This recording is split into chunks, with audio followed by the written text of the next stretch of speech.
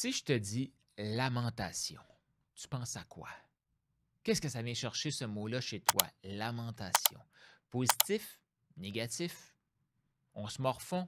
Qu'est-ce que ça veut dire? Prends le temps d'y réfléchir parce que pendant cette vidéo-ci, je t'explique pourquoi j'ai passé de hey, lamentation, tu ne vas pas te lamenter ici, let's go, go, go, go, à wow! Quel beau cadeau qu'un humain peut se faire de se lamenter.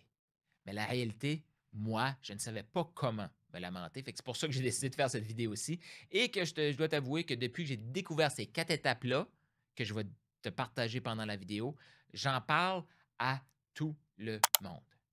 Pourquoi le monde va mal? Parce que le monde ne sait pas comment se lamenter. Et les gens se plaignent avec la lamentation. Se plaindre, c'est une étape de la lamentation des 4 étapes. Je t'en dis pas plus, ça se peut que c'est la première fois que tu me vois. Mon nom, c'est Carl Roussel. Moi, je suis un passionné d'entrepreneuriat, un passionné de la Bible, un passionné de la parole. Puis là, tiens, t'es chercher ma Bible. Je suis un passionné de ça, un passionné du potentiel humain. J'ai eu l'occasion de prendre des milliers d'appels de vente. J'ai fait plusieurs centaines de milliers de dollars en commission au téléphone. J'ai développé une spécialité de connecter avec la personne, avec aussi une spécialité de comprendre les mécanismes d'une entreprise, donc ajouter des systèmes, des automations pour faire fonctionner l'entreprise encore plus, pour maximiser le potentiel humain, pour se concentrer sur ce qu'on veut réellement faire, une transformation et déléguer des.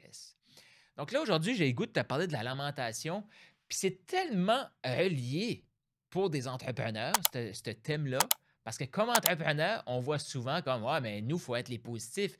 Nous, on est tout seul. Si ça va mal, on ne peut pas en parler à personne. On ne peut pas se lamenter. » Définitivement qu'on ne peut pas se lamenter à tout le monde. Mais si je te disais, tu peux te lamenter aux bonnes personnes, mais pour ça, il faut apprendre à savoir comment se lamenter. Voici ma définition de la lamentation avant. Lamentation, c'était égal se plaindre. Lamentation, c'était égal à quelqu'un qui est négatif, qui va me sucer de l'énergie, qui va gruger toute mon énergie, puis j'ai pas le goût d'être dans cet environnement-là. Quand j'ai écouté ce livre-là, qui est, je vais te sortir le livre, tu regarderas dans les commentaires, je vais l'avoir mis, là, qui parle de comment se lamenter? 4 étapes. Et dans la Bible, c'est clairement indiqué. Puis là, tu vas me dire, oui, je sais, il y a un livre sur des lamentations. Non, non. Il n'y a pas juste les lamentations de Jérémie, qui est 4 livres qui expliquent la structure est là.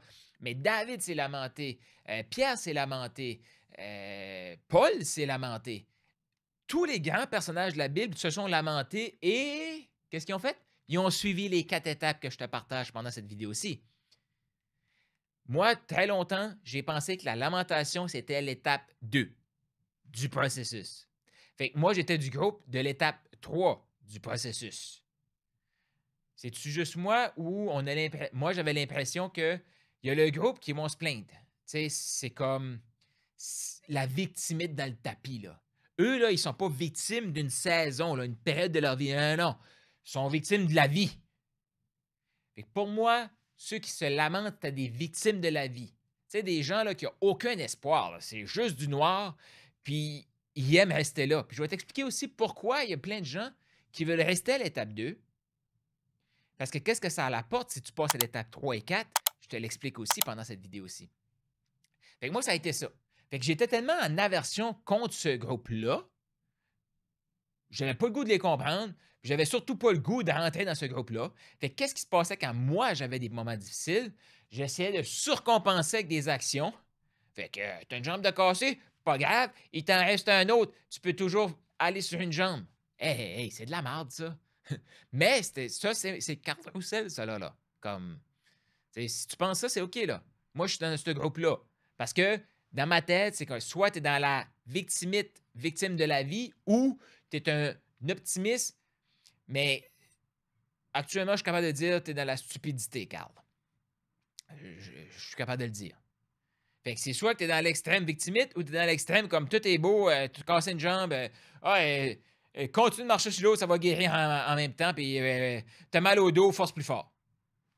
Est-ce que moi, j'ai déjà entendu ces phrases-là quand j'étais jeune. Là. T'as mal au dos, force plus fort. Ça va passer. OK. Puis Puis là, on s'aperçoit, là, en tout cas, moi, je me suis aperçu dans ma vie que t'accumules, t'accumules, t'accumules, t'accumules, t'accumules. Des blessures physiques, c'est facile à voir. Mais quand tu te fais taper dessus, puis là, ça te crée une carapace autour de toi, bien, c'est lamentation-là que tu ne laisses pas sortir. Ces pleurs-là que tu ne laisses pas sortir, cette tristesse-là que tu ne laisses pas sortir, qu'est-ce que tu fais? Tu l'opprimes. Puis il y a peut-être des gens qui me suivent et qui connaissent mon ami Robert Savoie. J'ai fait une entrevue avec lui sur ma chaîne YouTube avec Robert Savoie, un de mes amis que j'adore. Je suis allé à une de ses retraites à un moment donné, puis il expliquait le 8 ou la fuite. Donc le 8, c'est que ça passe de la tête, ça va au cœur et ça va dans notre ventre. Dans notre ventre, c'est là qu'on opprime nos émotions. Puis, si humainement, on pense que le 8, c'est ça, on est pris dans notre corps et on est 100% responsable de tout. 100% responsable de tout, oui, mais on est 100% tout seul à vivre ça. Même si nos amis, tout ça, veulent nous réconforter, ça ne marche pas. Moi, là, ce que je te parle, c'est de connecter à Dieu, cerveau-cœur, et vivre nos émotions et sachant qu'on n'est pas tout seul là-dedans. Qu'est-ce que tu as le goût que je te partage les 4 étapes? Je t'invite à les prendre en note, ces 4 étapes-là. Puis je vais t'expliquer pourquoi je voyais qu'il y a beaucoup de gens qui restaient pris à l'étape 2 et l'étape 3, moi, j'étais là 100%. Mais ça ne peut pas marcher si tu n'as pas l'étape 1, 2, 3, 4. C'est un flow, cela. Là. Les 4 étapes sont ultra cruciales dans le processus, puis les 4 étapes doivent être faites dans le processus. Puis je vais aussi t'amener une façon de mieux supporter tes amis. OK? Puis je te le dis, là, si tu es chrétien, tu veux vraiment entendre ça parce que les chrétiens, on n'est vraiment pas bons. Soit on va rester près à l'étape 2 avec la personne, ou soit on est comme moi, à l'étape 3, go, c'est écrit dans la Bible là, qu'on va avoir les bénédictions, fait que fais juste pousser plus fort, là, Dieu va t'envoyer les bénédictions. C'est pas ça que Dieu nous demande. OK? Puis je t'en ai fait une série complète sur le Sermon sur la montagne, et ça le dit clairement dans le Sermon sur la montagne que Dieu, qu'est-ce qu'il nous dit? Et je vais lire ici Matthieu 5,4. Heureux les affligés, car ils seront consolés. Heureux ceux qui pleurent, parce qu'ils vont être consolés. Mais est-ce qu'on sait comment pleurer? Voici les 4 étapes et je reviens les décortiquer par la suite. Étape numéro 1. On vit quelque chose. OK? Et ça, là, l'étape numéro 1, ça devrait être, tu vis quelque chose de hot, tu vis quelque chose de triste, c'est la même étape. OK? Première étape, se tourner vers plus grand, se tourner vers Dieu. Plus grand, là, on se tourne vers Jésus ici, là, OK? On se tourne vers Jésus, on se tourne vers Dieu. 2, on se plaint. On vit notre émotion négative. OK? Et pourquoi on se permet de vivre cette émotion-là? C'est parce qu'on le sait qu'après ça, on fait une demande claire, nette et précise à Dieu au nom de son Fils Jésus et on laisse aller l'étape 4. Étape 1, on se tourne vers Dieu. 2, on se plaint. 3, on fait une demande claire, nette et précise. Et 4, on laisse aller. Pourquoi? Parce qu'on a confiance en Dieu. Actuellement, pourquoi les gens vont même pas, ou ils vont se tourner, et à la fin, tu sais, parce que je vais juste faire quelques cas de figure ici, là. Mais avant de faire des cas de figure dans le flow, je vais t'amener dans le pourquoi beaucoup de gens respirent à l'étape 2. L'étape 2, c'est se plaindre. Ça, là, on est bon. OK? Puis, au Canada français, on va utiliser le mot chialer. On est des chialeux, puis on est bon pour chialer. Mais chialer, ça sert à rien, ça.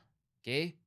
Parce qu'on s'entend que si on pense qu'on subit notre vie, on est seul au monde, ben on ne peut pas faire de demande précise à Dieu, puis on ne peut pas faire confiance à Dieu. Là. On est seul au monde, ça retombe sur nous. Fait qu'est-ce qu'il nous reste à faire? Chialer. Fait qu'il y en a qui vont se tourner vers plus grand, ils vont chialer, mais ça reste là. Non, demande quelque chose de précis par la suite, là.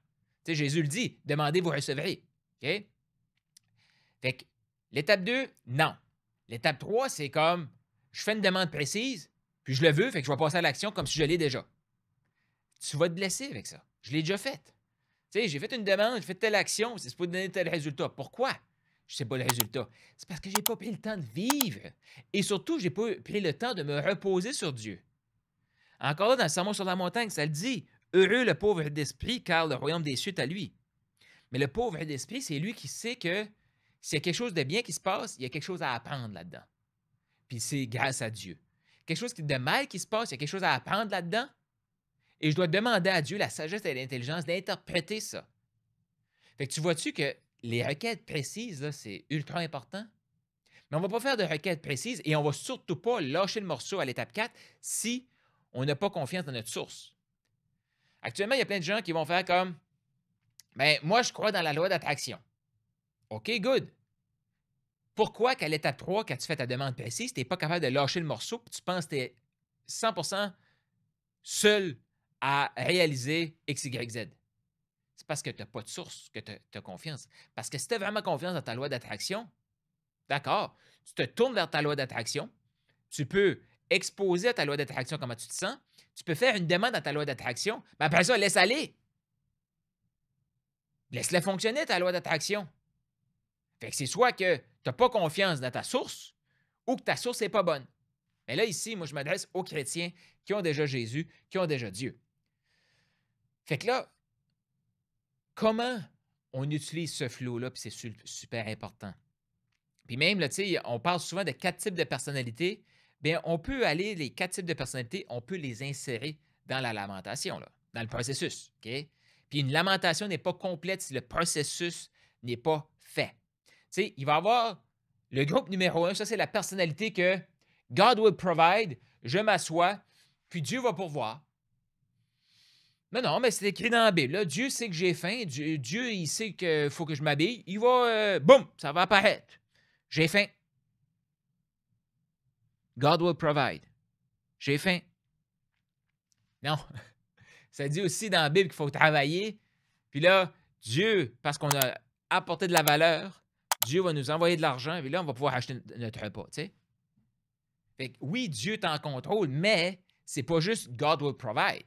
Fait que ça, c'est ceux qui vont, la personnalité qui va rester à l'étape 1. Puis ça, tu as la personnalité qui est prise à l'étape 2, qui va se plaindre, puis c'est comme des victimes de la vie.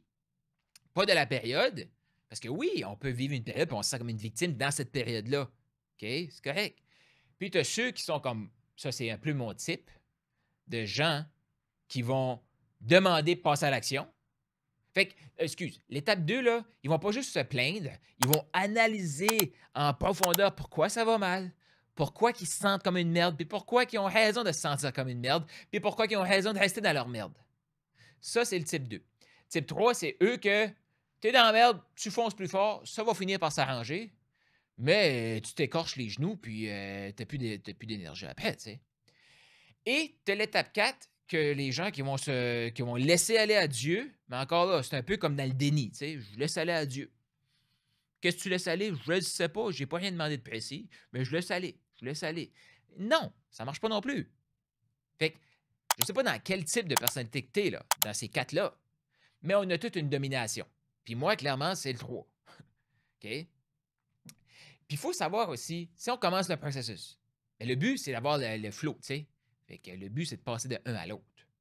Fait que tout dépendamment de ton type de personnalité, possiblement que tu as une étape favorite. Là. Tu sais, comme moi, là, si je pouvais ne.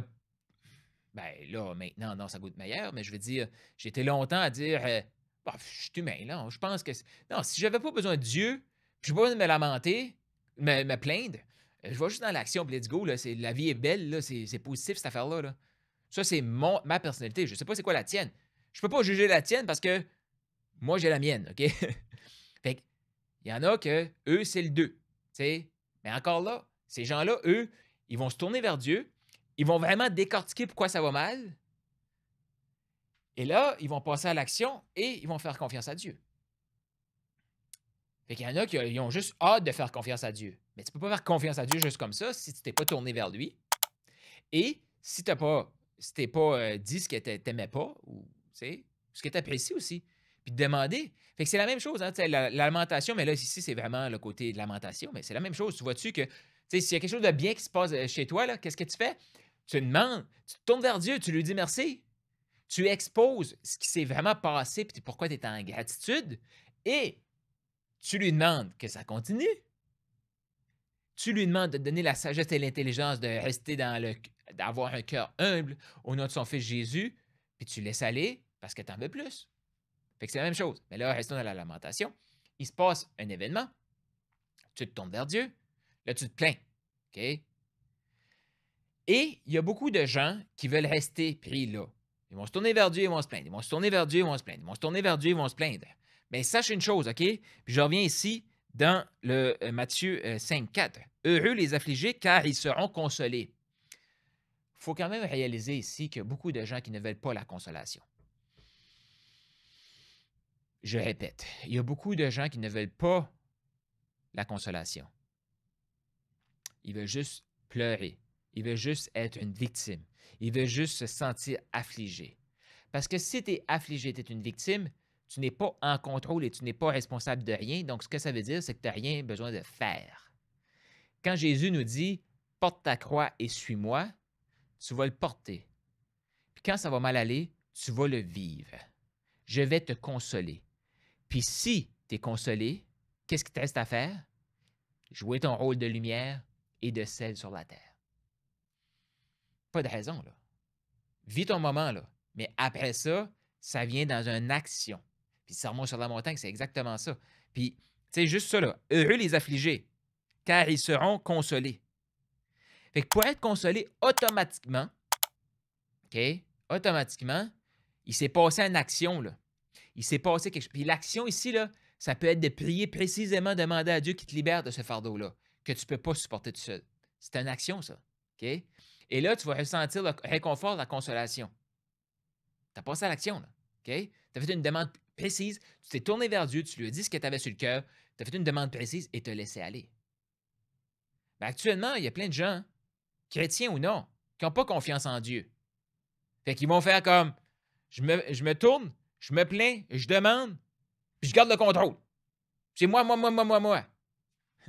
Mais si tu n'as pas laissé aller, là, Dieu il fait comme si je te le donne, puis moi je suis dans ce groupe-là, là, OK? J'ai commencé comme ça. Je me suis tourné vers Dieu, je me suis plaint, j'ai demandé précisément, mais je n'ai pas laissé aller. Fait que ce que ça fait, ça, c'est que la minute que j'obtiens quelque chose, je pense que c'est moi qui l'ai obtenu et non Dieu qui me l'a donné. Ça, c'est mon parcours. Ce n'est pas obligé d'être ton parcours. Comme je te dis, dans les 4, tu en as un qui est plus fort que les autres, puis c'est possiblement là que toi, tu bloques. Puis il y a des gens qu'on développe une addiction à se plaindre. Pourquoi? Hey, oh, ça va pas bien ma vie. Puis là, qu'est-ce qui se passe? Il y a des gens qui viennent. Ah, pauvre petit toi. Puis là, ils vont te donner de l'attention. Puis là, quand on vit ces moments-là, souvent, on va prendre cette attention-là, puis on va la prendre comme de l'amour. Puis là, on fait comme, OK, bien là, je reçois de l'amour. Puis là, tu en veux plus. Qu'est-ce que tu fais? Tu te plains plus. Qu'est-ce que tu fais? Plus d'attention. Plus d'attention, plus d'amour. Et là, ça crée une addiction. Fait que le problème de se plaindre tout le temps, c'est pas un problème, c'est une solution pour avoir cette attention-là, pour obtenir de l'amour. Voilà, c'est dit. Mais de l'amour, c'est pas de l'amour. C'est ce qu'on pense qui est de l'amour. Et ça, en tant que chrétien, il faut apprendre à se lamenter, mais il faut aussi apprendre à se lamenter avec les gens. Prier avec les gens quand ça va mal. Ça le dit là, ici aussi dans le Sermon sur la montagne. Tu sais, ceux qui vont être en paix, ceux qui vont être miséricordieux vont recevoir de la miséricorde. Ceux qui ont un cœur pur vont voir Dieu. Ceux qui vont avoir faim de... Fait que miséricorde, là, c'est être là, présent pour ceux qui souffrent. C'est ça, avoir de la miséricorde. Comment être présent pour quelqu'un qui souffre? OK? Et là, tu sais, les 4 étapes, là, chose que je t'invite à prendre en note, là. C'est pas parce que tu fais les 4 étapes une fois que ça va mieux aller, là. OK? Fait que toi, en tant que chrétien, parce que rappelle-toi, moi, je suis du groupe, là, je suis dans le 3, moi, là. Fait que si je me plains avec quelqu'un, là, moi, je passe à travers les 4 étapes, puis une fois que les 4 étapes sont faites, écoute, arrête de te lamenter, là, go, là, arrête de te plaindre, là, go, là, tu sais. Non, le processus de lamentation est pas terminé. Ça dépend des événements qu'on vit. Fait que la période peut être plus longue, plus courte, peu importe. Mais si on ne vit pas la période, on ne peut pas savoir si comme c'est une période courte ou c'est une période longue. Si on reste à l'étape 2, là, on va avoir des périodes longues tout le temps. Là. On est des victimes de la vie. Là. Fait que, comme chrétien, c'est important d'apprendre à se plaindre. Fait que, à quoi peut ressembler se plaindre avec un ami, un frère, une sœur en Christ? C'est justement d'arriver, la personne t'expose quelque chose qui ne va pas bien. Avec elle, Et moi, je n'avais pas compris ça, là. Tu sais, comme, hey, je peux-tu prier pour toi? Je n'avais pas. J'avais prié comme Dieu fait que ça s'arrange puis que ça aille mieux. OK? Mais là, se tourner vers Dieu avec quelqu'un qui souffre, c'est se tourner vers Dieu. Exposer. Exposer. Présentement, ma soeur, mon frère souffre. Présentement, mon frère, ma soeur vit un deuil. C'est une blessure physique, une blessure mentale, il y a quelque chose qui ne va pas, une perte d'emploi, peu importe. Je suis conscient que ce n'est pas facile. Je suis conscient que ce n'est pas facile. Et je te demande, Dieu, combien de temps, là, la personne qui est devant toi, va rester dans cette période-là? Je te demande de la libérer. Libère-les de ce fardeau-là, Seigneur. Je te prie que tu mettes un baume sur son cœur, pas pour opprimer sa tristesse, mais pour l'aider, lui donner le courage, la force, la sagesse et l'intelligence de passer à travers cette situation-là, qui n'est pas facile, mais je te demande de la soulager, Seigneur, au nom de ton Fils Jésus. Amen. Boum. Tu as vécu le moment. Et si la personne revient vers toi quelques jours plus tard, là, c'est là qu'en tant que chrétien, il faut avoir du discernement, OK? On ne va pas suivre le même processus. Oui, c'est le même processus, mais la période de lamentation peut être plus longue. OK? Mais actuellement, on ne vit plus ces périodes-là. Fait que mettons que, tu sais, quelqu'un, encore là, ça peut être un deuil, un décès, une personne proche de la personne. Mais là, c'est-tu l'enfant de la personne, un parent de la personne, un proche cousin, un cousin éloigné? Tout ça va jouer dans la patente. Fait que, mais le processus de lamentation, il faut le vivre. Est-ce que tu as remarqué que maintenant, puis il en parle dans ce livre-là, mais on ne parle plus là, de funérailles. C'est trop dur. Non, on va parler de célébration de la vie. Oui, on veut célébrer la vie de la personne, mais à un moment donné, là, il ne faut pas non plus se mettre la tête dans le sable.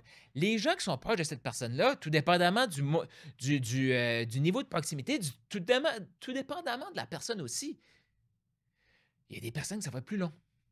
Mais si à ces gens-là, là, on fait juste leur expliquer comment que la personne était exceptionnelle quand elle était en vie, puis tu n'es pas supposé de te sentir mal, là, parce qu'elle est bien mieux au ciel que souffrir, parfois, là, ces phrases-là, c'est tout sauf réconfortant. De reconnaître la souffrance, de demander à Dieu, parce que nous, comme humains, là, on peut se supporter, mais on ne va rien changer. Là. C'est Dieu qui va changer les choses. C'est Dieu qui veut nous consoler. Fait que, remettre ça à Dieu. Et être prêt à le faire à répétition pour une personne qui est là, qui est chère à notre cœur. Ça, c'est la lamentation pour soi et la lamentation pour l'autre. On vit le moment. On vit le moment.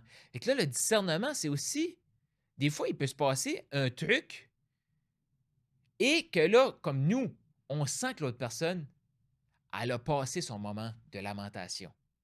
Puis là, ça serait le temps comme passer à l'action. OK? Fait que, faut être là aussi pour l'accompagner. Mais ça, là, c'est un art. Juste ce que je viens de t'expliquer là, avoir quelqu'un qui est prêt à passer à l'action, puis avoir quelqu'un qui n'est pas encore prêt, comment tu vas savoir?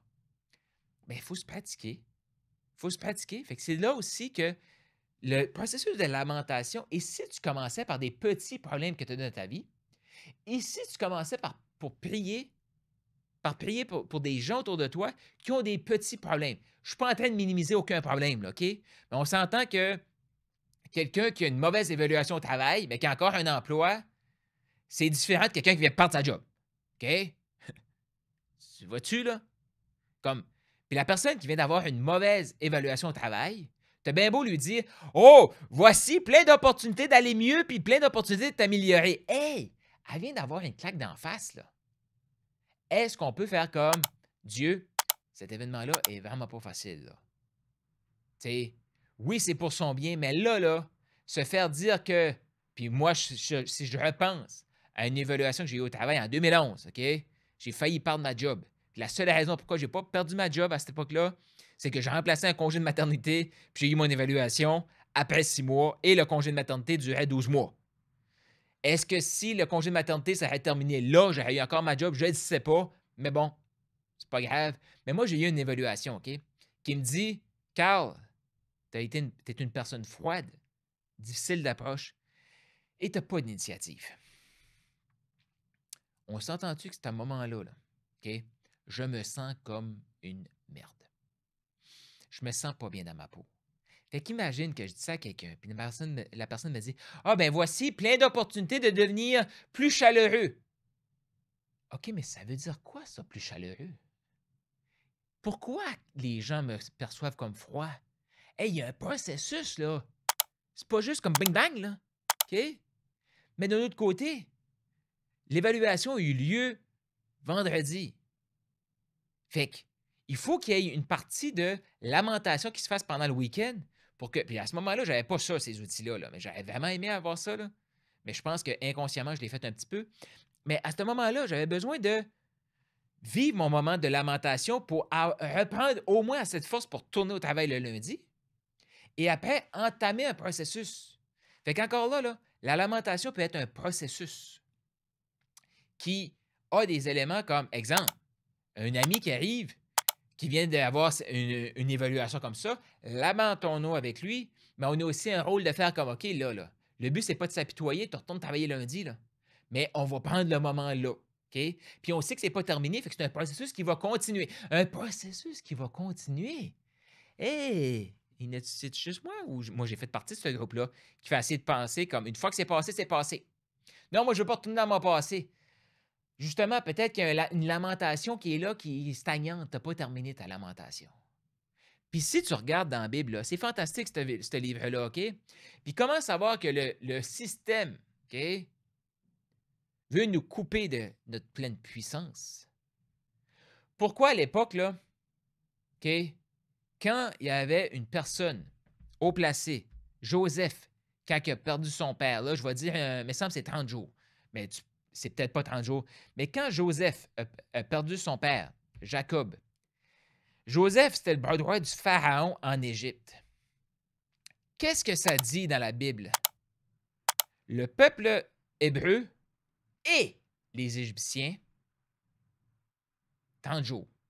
30 jours de lamentation pour honorer la mort, ou je ne sais pas si honorer c'est le bon mot, là, mais pour reconnaître que Joseph, qui est une personne influente dans le peuple d'Israël, qui est comme tu sais, comme il y a le pharaon, après il y a Joseph, là, tu sais, c'est comme, puis à l'époque, l'Égypte est la domination mondiale, là. Fait que le gars, c'est comme le deuxième plus puissant sur la Terre. 30 jours. Le pays s'est arrêté pendant 30 jours pour se lamenter. Et après, là, est-ce que l'Égypte a resté une domination? Oui. Bon, après ça, il s'est passé ce qui s'est passé, là. Mais pourquoi? La lamentation, c'est que tu te lances dans un processus et que tu sais qu'à la fin, ça finit bien. Fait que tu te permets de le vivre. Et tu te permets de le vivre. OK? 30 jours, boum, c'est écrit. OK, le pays ne va pas s'arrêter si Karl Roussel perd un de ses proches, là. Mais, moi, je peux-tu m'arrêter? Moi, je peux-tu, tu sais, comme la famille peut-tu s'arrêter? Il peut-tu avoir un moment de lamentation? Et là, la question que tu pourrais avoir, que j'ai eue, mais pourquoi on a peur de se lamenter? Parce que, tu sais, c'est un acte de foi, la lamentation, là. Tu te tournes, tu te plains, tu demandes, puis tu sais que ça va aller mieux, là. Et si tu n'as pas terminé, tu vas le refaire, puis le refaire, puis le refaire. Et là, les gens, qu'est-ce qu'ils ont peur? OK? Ils ont peur de rester pris à l'étape 2 parce qu'on est programmé à rester à l'étape 2 si on se plaint trop longtemps. Fait que là, qu'est-ce qu'on fait? On saute par-dessus l'étape 2. On se tourne vers Dieu, on demande, puis là, on fait confiance. Ça, c'est moi, ça. Parce que je ne veux pas revivre ce moment-là. Mais en sautant, on fait juste opprimer ces émotions-là. Mais si on a pleinement confiance en Dieu, là, on le sait très bien qu'on peut avoir une mauvaise période. Que ce soit une semaine, 30 jours, 90 jours, un an. On le sait très bien qu'après ça, on a la consolation, puis après ça, ça va aller mieux. On n'est pas notre période, on est juste. Même chose si c'est quelque chose de positif. On n'est pas notre succès, là. On est juste l'humain qui a été l'outil de Dieu pour avoir ce succès-là. Là.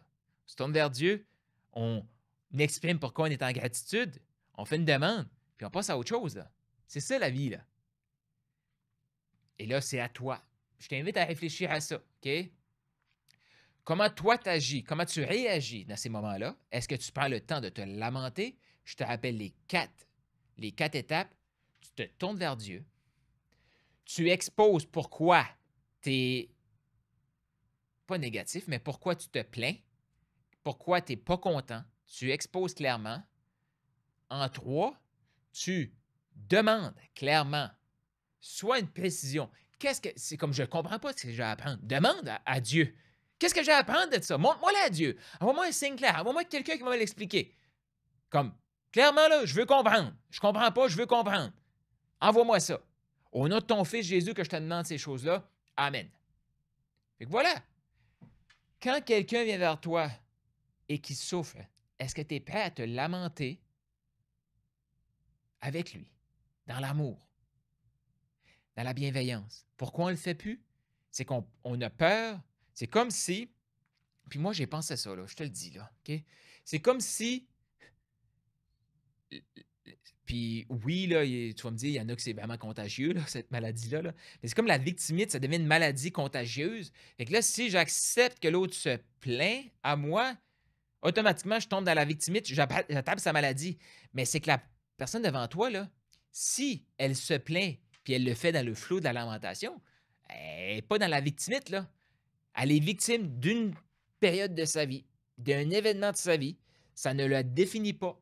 Elle n'est pas une victime, mais elle a une période où est-ce qu'elle se sent victime. C'est différent, c'est subtil. Puis je t'invite peut-être à écouter cette vidéo aussi, là.